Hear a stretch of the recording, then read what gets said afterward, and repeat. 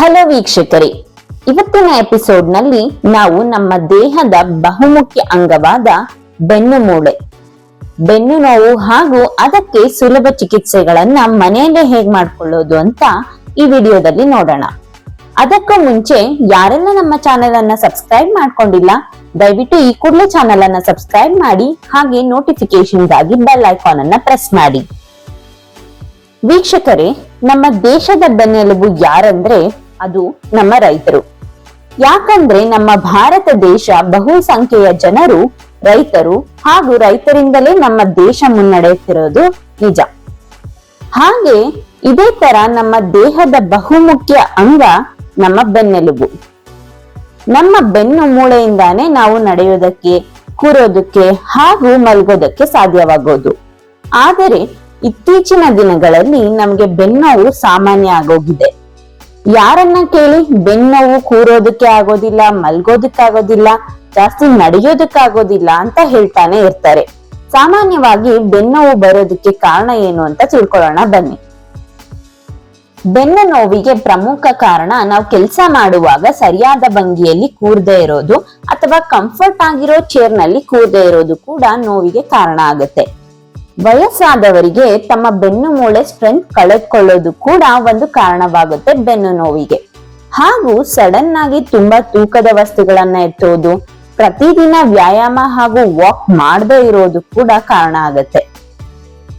ಮತ್ತು ಸೀರಿಯಸ್ ಆಗಿ ಕೂಡ ಬೆನ್ನೋವು ಬರುತ್ತೆ. ಯಾಕಂದ್ರೆ ಕಿಡ್ನಿ ಇನ್ಫೆಕ್ಷನ್ ಆದಾಗ, ಕಿಡ್ನಿಯಲ್ಲಿ ಕಲ್ಲು ಇದ್ದಾಗ, ಹಾಗೂ ಯೂರಿನರಿ ಟ್ರ್ಯಾಕ್ ಇನ್ಫೆಕ್ಷನ್ ಕೂಡ ಆದಾಗ ಈ ಬೆನ್ನೋವು ಅನ್ನೋದು ಕಾಣಿಸ್ಕೊಳ್ಳುತ್ತೆ.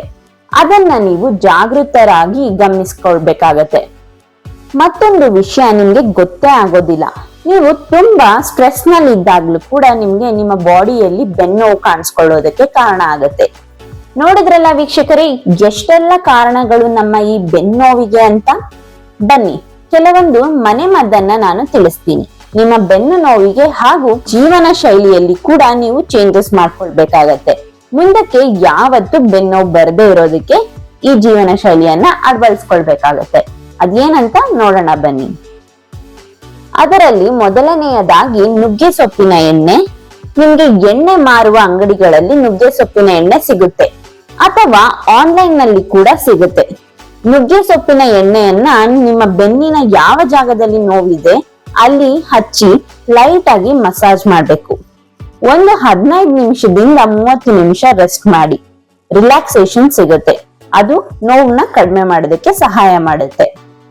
ಹಾಗೂ ಮತ್ತೊಂದು ಮನೆ ಮದ್ದೇನಂದ್ರೆ, ಹಸಿ ಶುಂಠಿಯನ್ನ ಜಜ್ಜಿ ರಸ ತೆಗೆಯಿರಿ, ಆ ರಸವನ್ನ ಜೇನುತುಪ್ಪದೊಂದಿಗೆ ಬೆರೆಸಿ, ನಂತರ ಆ ಮಿಶ್ರಣವನ್ನ ನಿಮ್ಮ ಬೆನ್ನಿನ ಯಾವ ಜಾಗದಲ್ಲಿ ನೋವಿದೆ ಅಲ್ಲಿ ಹಚ್ಚಿ.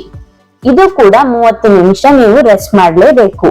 ನಂತರ ಬಿಸಿ ನೀರು ಅಥವಾ ತಣ್ಣಗಿರುವ ನೀರು ಯಾವ್ದ್ರಲ್ಲಾದ್ರೂ ಕೂಡ ವಾಶ್ ಮಾಡ್ಕೊಳ್ಳಿ. ಇದರಿಂದ ನಿಮ್ಮ ಮಸಲ್, ಬೆನ್ನು ಮೂಳೆ ಇದೆಲ್ಲ ರಿಲ್ಯಾಕ್ಸೇಷನ್ ಸಿಗುತ್ತೆ, ಹಾಗೂ ನೋವು ಕೂಡ ಕಡಿಮೆ ಮಾಡೋದಕ್ಕೆ ಸಹಾಯ ಮಾಡುತ್ತೆ.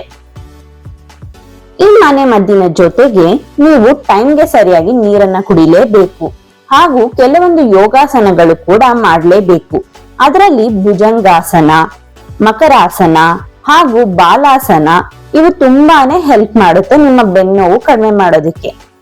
ಹಾಗೂ ನಿಮ್ಮ ಬೆನ್ನು ಮೂಳೆಯನ್ನ ಸ್ಟ್ರಾಂಗ್ ಮಾಡಲು ಈ ಆಸನವನ್ನ ಯಾವುದೇ ಕಾರಣಕ್ಕೂ ಯೂಟ್ಯೂಬ್ ಅಥವಾ ಬೇರೆ ವಿಡಿಯೋ ನೋಡ್ಕೊಂಡು ಮಾಡಬೇಡಿ. ಯೋಗಾಸನ ಸೇರಿ ಪ್ರಾಕ್ಟೀಸ್ ಮಾಡಿ, ನಂತರ ಮನೆಯಲ್ಲೇ ನೀವು ಮಾಡ್ಕೋಬಹುದು.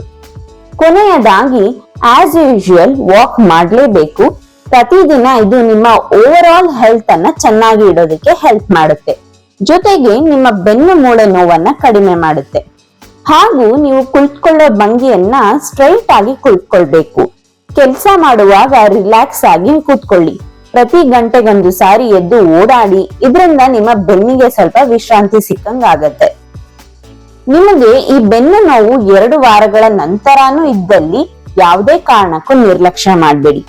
ಯಾಕಂದ್ರೆ ನಾನು ಆಗ್ಲೇ ತಿಳಿಸಿದ ಹಾಗೆ ಕಿಡ್ನಿ ಇನ್ಫೆಕ್ಷನ್ ಹಾಗೂ ಕಿಡ್ನಿಯಲ್ಲಿ ಕಲ್ಲು ಇರೋದು, ಯೂರಿನರಿ ಟ್ರ್ಯಾಕ್ ಇನ್ಫೆಕ್ಷನ್ ಇದ್ರೆ ಕೂಡ ಬೆನ್ನೋವು ಕಾಡುತ್ತೆ. ನಿರ್ಲಕ್ಷ್ಯ ಮಾಡಬೇಡಿ. ಡಾಕ್ಟರ್ ಅನ್ನ ಆದಷ್ಟು ಬೇಗ ಕನ್ಸಲ್ಟ್ ಮಾಡಿ ಅದಕ್ಕೆ ಪರಿಹಾರ ಕಂಡುಕೊಳ್ಳಿ. ನೋಡಿದ್ರಲ್ಲ ವೀಕ್ಷಕರೇ, ಬೆನ್ನು ನೋವಿನ ಕೆಲವು ಸೂಕ್ಷ್ಮ ವಿಷಯಗಳು ಹಾಗೂ ಅದಕ್ಕೆ ಪರಿಹಾರಗಳನ್ನ ಈ ವಿಡಿಯೋ ನಿಮ್ಗೆ ಬಹಳಷ್ಟು ಮಾಹಿತಿ ನೀಡಿದೆ ಅಂತ ನಾನು ಭಾವಿಸ್ತೀನಿ. ಈ ವಿಡಿಯೋ ಇಷ್ಟ ಆದಲ್ಲಿ ಲೈಕ್ ಮಾಡೋದನ್ನ ಮರಿಬೇಡಿ. ನಿಮ್ಮ ಸ್ನೇಹಿತರು ಹಾಗೂ ಫ್ಯಾಮಿಲಿಗೂ ಕೂಡ ಈ ವಿಡಿಯೋನ ಶೇರ್ ಮಾಡಿ. ನಿಮ್ಮ ಸಲಹೆಗಳು ಏನೇ ಇದ್ದಲ್ಲಿ ಕಮೆಂಟ್ ಮಾಡಿ ತಿಳಿಸ್ಕೊಡಿ. ಮತ್ತೊಂದು ಹೆಲ್ದಿ ಇನ್ಫಾರ್ಮೇಶನ್ ಜೊತೆಗೆ ನಿಮ್ಮನ್ನ ಭೇಟಿ ಮಾಡ್ತೀನಿ. ಅಲ್ಲಿವರೆಗೂ ಧನ್ಯವಾದಗಳು. ಇದೇ ರೀತಿ ಮತ್ತಷ್ಟು ಹೆಲ್ದಿ ಫುಡ್ ಹಾಗೂ ಹೆಲ್ದಿ ಇನ್ಫಾರ್ಮೇಶನ್ಗಾಗಿ ನಮ್ಮ ಚಾನೆಲ್ ಅನ್ನ ತಪ್ಪದೆ ಈ ಕೂಡಲೇ ಸಬ್ಸ್ಕ್ರೈಬ್ ಮಾಡಿ.